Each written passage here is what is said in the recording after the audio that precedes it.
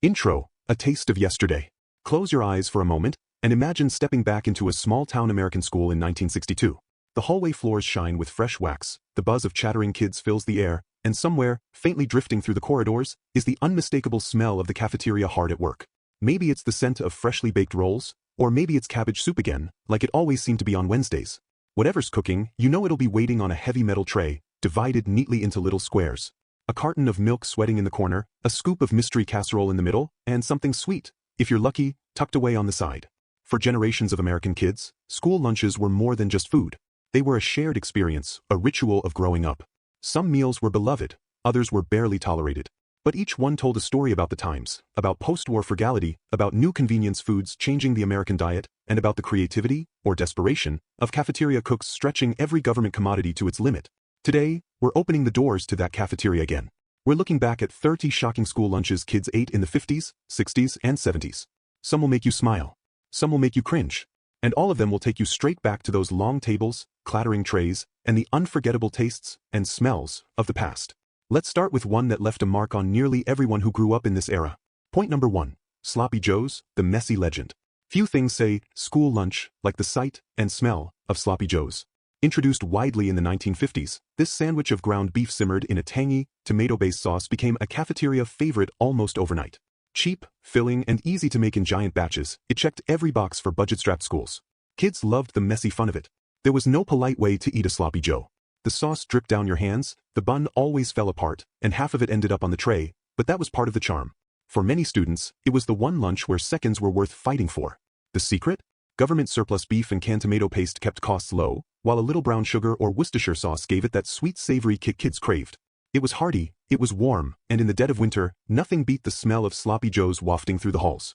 And yet, not everyone was a fan. Some hated the soggy buns. Others couldn't stand the mess.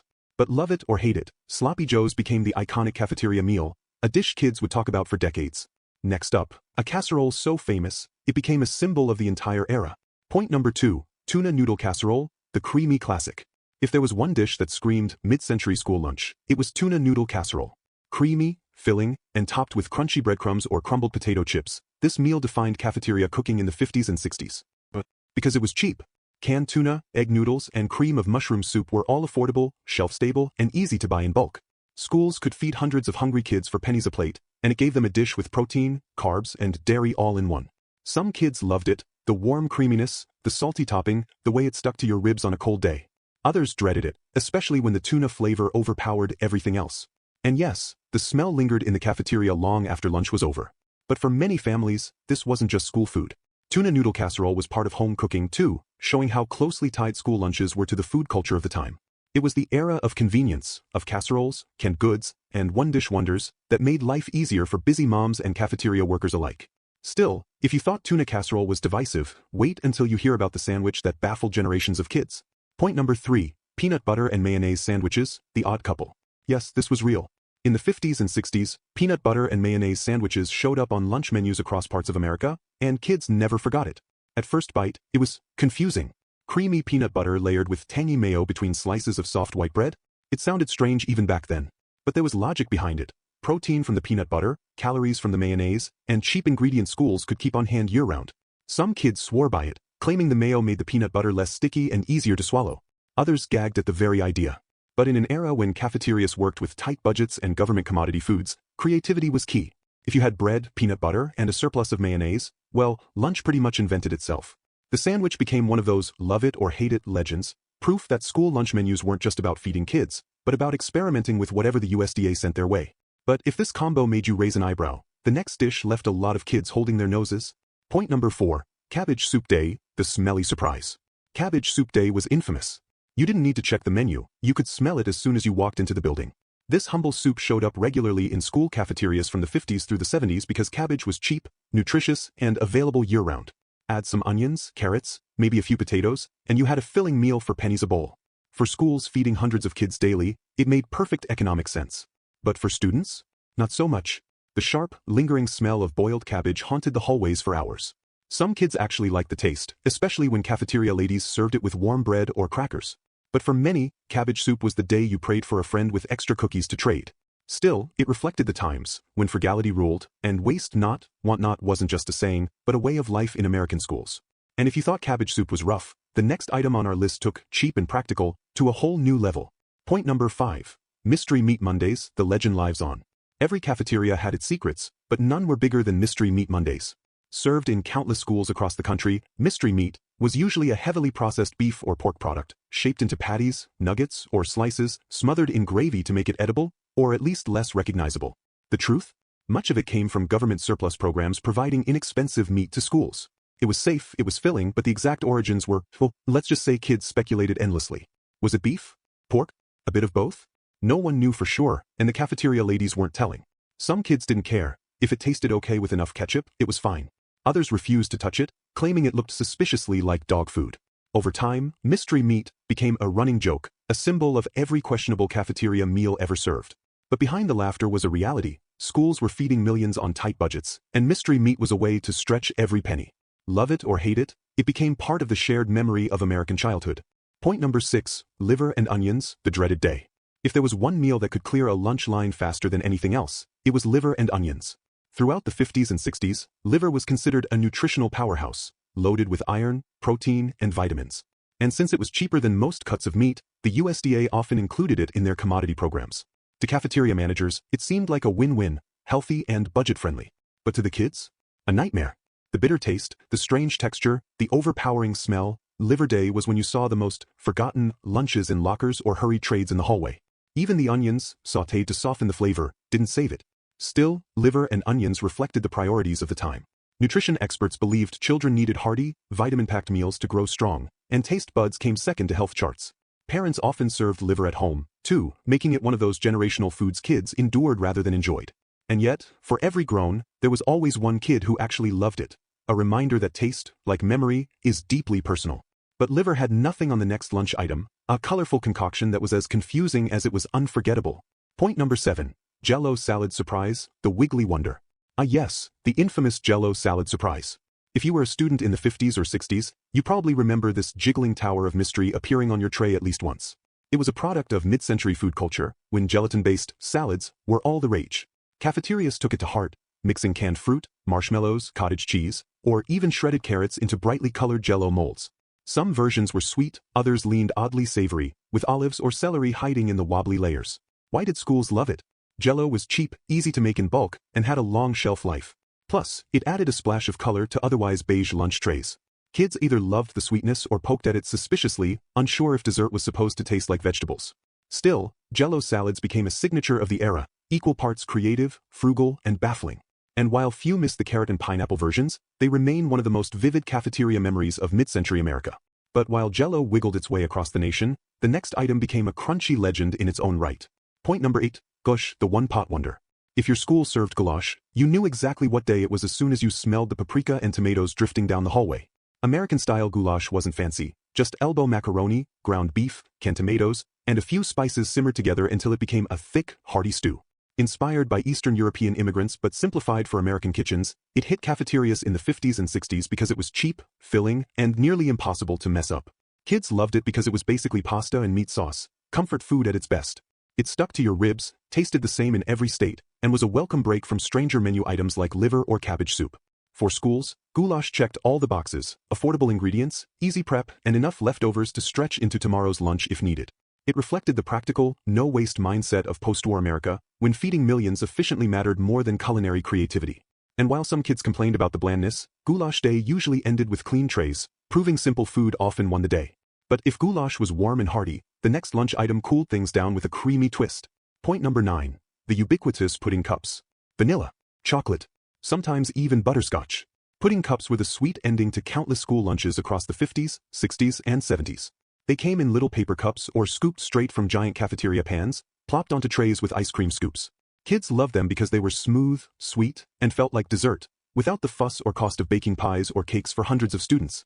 For schools, pudding was cheap and shelf-stable, made from powdered mixes that only needed milk and a quick stir. In an era before individual snack packs, this was mass-produced convenience at its best. Of course, not all pudding was created equal. Some batches came out silky and rich, others were lumpy, with the dreaded pudding skin forming on top. But even the worst pudding beat the days of liver and onions or cabbage soup. Over time, pudding cups became a symbol of the small joys of cafeteria life, a reminder that even the simplest treats could brighten a kid's day. And if pudding brought smiles, the next item was all about practicality and controversy. Point number 10. The rise of powdered milk. Long before today's cartons of fresh milk-lined cafeteria coolers, many schools relied on one thing: powdered milk. In the post-war era, the government had huge stockpiles of dried milk powder distributed to schools through federal lunch programs. It was cheap, easy to store, and solved the problem of keeping milk cold in schools without modern refrigeration. The only issue? Kids complained endlessly about the watery, chalky flavor. Some refused to drink it at all, while others tried to mask it with chocolate syrup when they could get their hands on some. But powdered milk wasn't just about saving money. It reflected the ingenuity of the time. Schools were feeding millions of children, often in rural areas with limited resources, and powdered milk made it possible. It might not have been delicious, but it was practical. Still, for generations of kids, the memory of that first sip of lukewarm, slightly gritty milk never faded, a taste of frugality they wouldn't soon forget. Point number 11. Peanut butter and mayonnaise sandwiches, the odd couple. Few cafeteria creations caused more double takes than the peanut butter and mayonnaise sandwich. This strange pairing gained popularity in the South during the Depression era when protein was scarce, and families stretched ingredients any way they could. By the 50s and 60s, schools adopted the idea because it was cheap, filling, and met basic nutrition goals: protein from the peanut butter, fat from the mayo, and carbs from the bread. For many kids, though, this was pure lunchtime betrayal. The creamy tang of mayonnaise mixed with sweet peanut butter was an acquired taste, to say the least. Some grew to love it, while others traded or trashed it the second they saw it on the tray. Yet this odd sandwich tells a bigger story about mid-century school lunches: efficiency over excitement, nutrition over flavor. Cafeterias weren't chasing gourmet meals, they were trying to feed hundreds of kids quickly with whatever ingredients they had on hand. But if peanut butter and mayo divided opinions, the next dish was far more comforting and sweet enough to win almost everyone over.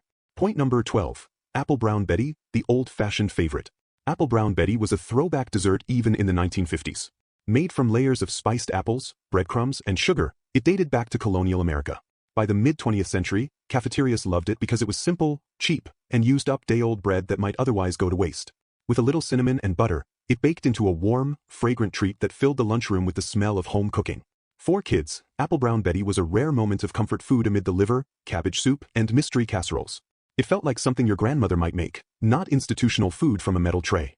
Some schools even served it with a dollop of whipped cream or powdered sugar on top, elevating it to legendary status among cafeteria desserts. It was proof that, every now and then, lunch ladies had a few tricks up their sleeves.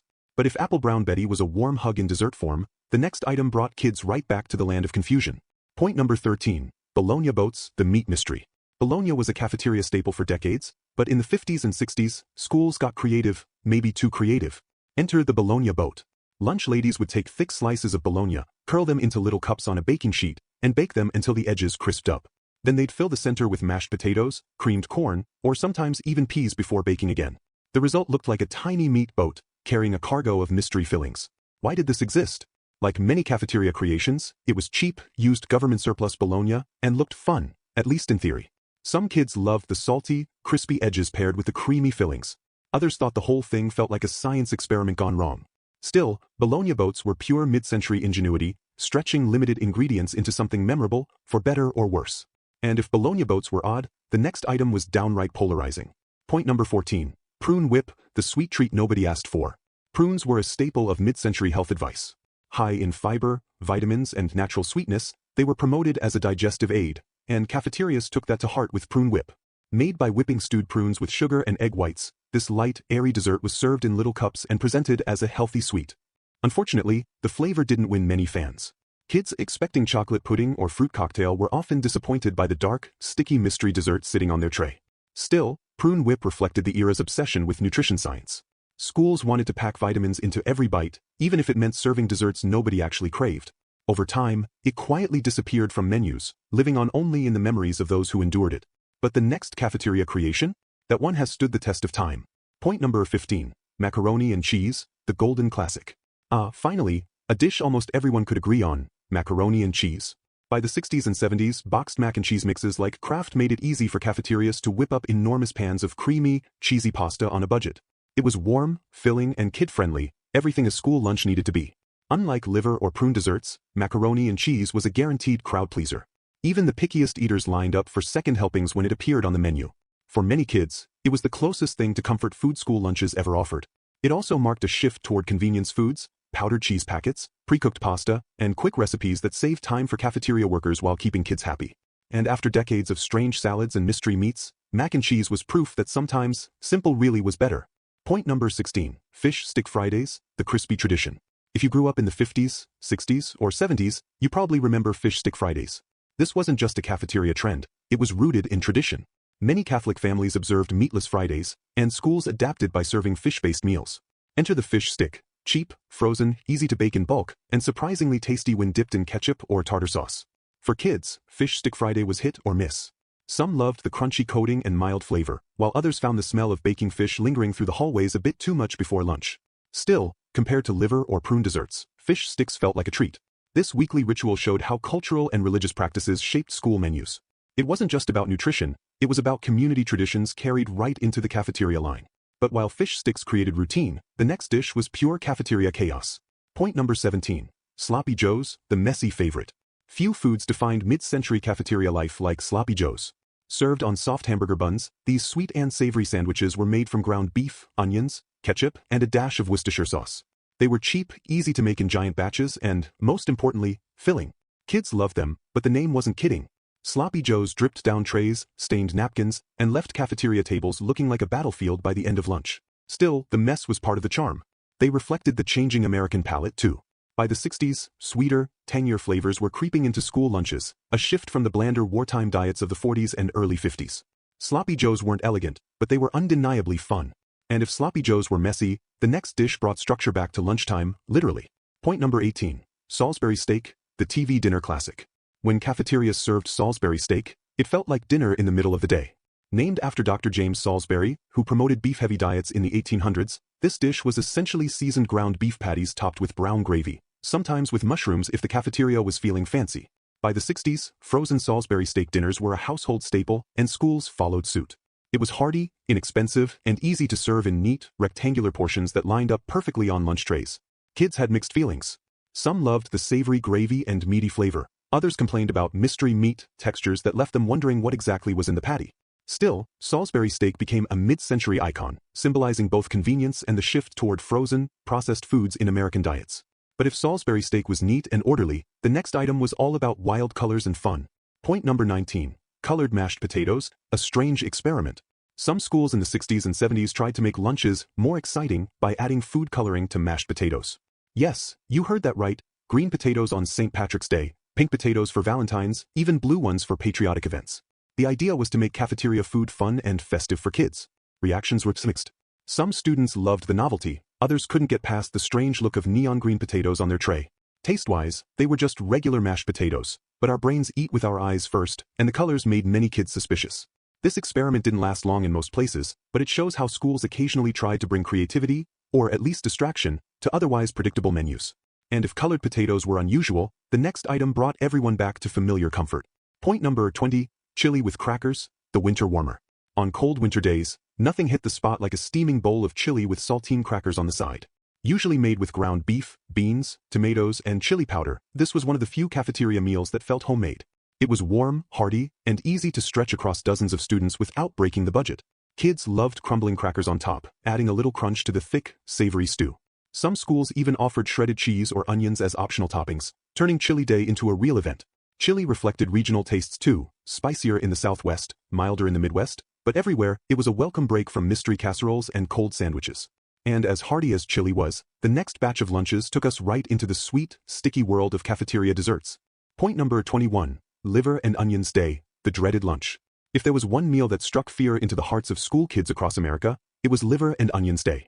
Rooted in old-fashioned nutrition science, liver was considered a superfood, packed with iron, vitamins, and protein. School dietitians loved it. Kids, not so much. The strong smell would fill the halls long before lunchtime, creating a sense of doom as trays were handed out.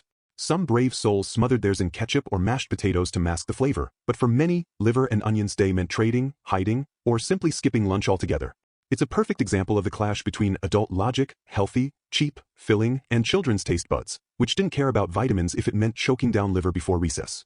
Luckily, the next dish was far less terrifying. Point number 22, buttered noodles, the simple favorite. When school menus finally landed on buttered noodles, it was like a collective sigh of relief. Just plain pasta tossed with butter, and sometimes a sprinkle of salt or cheese, It was simple, warm, and comforting. No strange fillings, no mystery meats, no surprise colors. Buttered noodles were proof that the simplest meals often became the most beloved. Kids cleaned their trays on Buttered Noodle Day, and parents appreciated the budget-friendly, kid-approved meal as well. It was the calm after the storm of liver and onions, showing that sometimes less really was more. Point number 23. Pizza squares, the Friday reward. By the late 60s and early 70s, pizza had made its way into school cafeterias, but not the cheesy slices we know today. These were rectangular pizza squares with thick, doughy crusts, a smear of tomato sauce, and just enough cheese to count. Some had tiny bits of pepperoni or sausage, others were strictly plain. Despite their humble ingredients, pizza squares became a Friday favorite. They felt modern, fun, and a little indulgent compared to the usual casseroles and sandwiches. For many kids, this was their first introduction to pizza before it became the fast food giant of the 1980s and beyond. Point number 24. Jell-O Surprise, the wobbly legend. No list of vintage school lunches would be complete without Jell-O Surprise. Served in every color imaginable, these wiggly desserts sometimes hid mystery ingredients, canned fruit, shredded carrots, even whipped cream layers. Kids never knew exactly what they were getting until they dug in. Jell-O was cheap, easy to make in giant batches, and brightened up even the dullest trays with its rainbow colors. It might not have been fancy, but it was fun, and fun was something school lunches often lacked. But even Jell-O couldn't top the final item on our list. Point number 25. Canned fruit cocktail mystery cherries, the sweet jackpot. For decades, canned fruit cocktail was the go-to cafeteria dessert. But the real thrill?